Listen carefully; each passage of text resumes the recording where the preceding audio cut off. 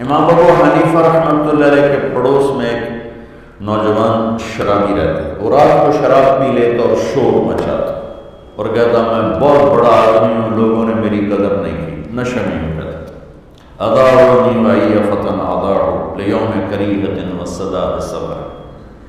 ایک رات پولیس افسر گزر رہا تھا تو اس نے شور سنا تو اس نے گرفتار کر کے جیل میں ڈال دیا کہ بھئی اتنے بڑے عالم کے پاس یہ شور مچا۔ 3-4 دن گزر گئے، اس کا شور سنائی نہیں دیا تو امام صاحب کہنے لگے وہ ہمارا پڑوسی کہاں گیا؟ کہا جو تو پولیس پکڑ کے لے گئی۔ کیوں لے گئی؟ کہ وہ شراب کے نشے میں شور مچا رہا تھا تو انہوں نے آپ کی وجہ سے اس کو پکڑ کے ڈال دیا۔ صبح کا انتظار نہیں کیا، اسی وقت اٹھے اور پولیس افسر کے گھر پہنچ گئے، بھائی وہ میرے پڑوسی کو چھوڑو۔ کہا جی میں نے تو آپ کی وجہ سے پکڑا ہے، آپ اتنے بڑے عالم ہیں، آپ علمی کام کرتے ہیں، آپ کو میں خلل ڈالتا ہے۔ کہا نہیں بھائی تو میری وجہ سے پکڑا ہے تو میری وجہ سے چھوڑ دے۔ میں چھوڑ دیتا ہوں۔ اس کو جیل سے نکال کر لائے، کہنے لگے کیوں بھائی تم کہا کرتے ہو نا میں بہت بڑا آدمی ہوں پر لوگوں نے میری کوئی قدر نہیں کی، تو میں نے تیری قدر کی ہے کہ نہیں کی؟ کہ حضرت میری بھی آج میں شراب سے توبہ، میں بھی آئندہ کبھی شراب نہیں پیوں۔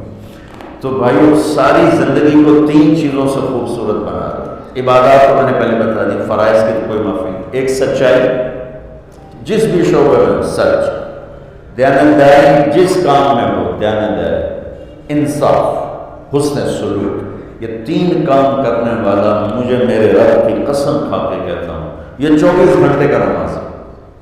ہم 5 نمازیں پڑھتے ہیں، یہ ہر منٹ نماز پڑھتا ہے۔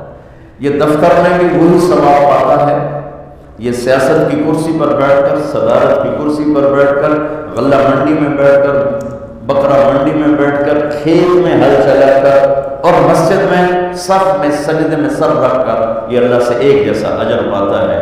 یہ 3 کام کتنے عظیم کام ہیں، سچائی، دیانت، انصاف۔ اس کے الٹ جھوٹ، دھوکہ، ظلم یہ قوموں کو تباہ کر دیتا ہے۔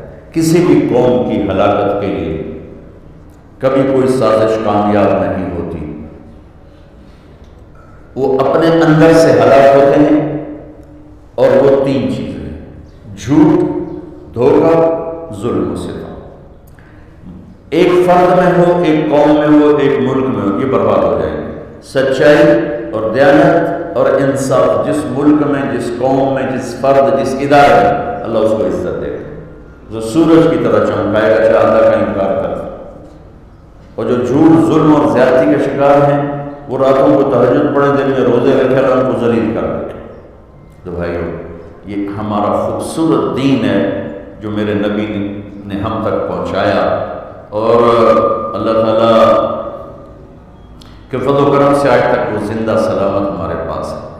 تو یہ تبلیغ اس کو سیکھنے کی ایک خوبصورت محنت ہے، اور اپنی 24 گھنٹے کی زندگی میں سچ کو زندہ کر، دیانتداری کو زندہ کر، حسن سلوک اور اچھے اخلاق کو زندہ کر، تو اللہ تعالیٰ دنیا بھی بنا دے گا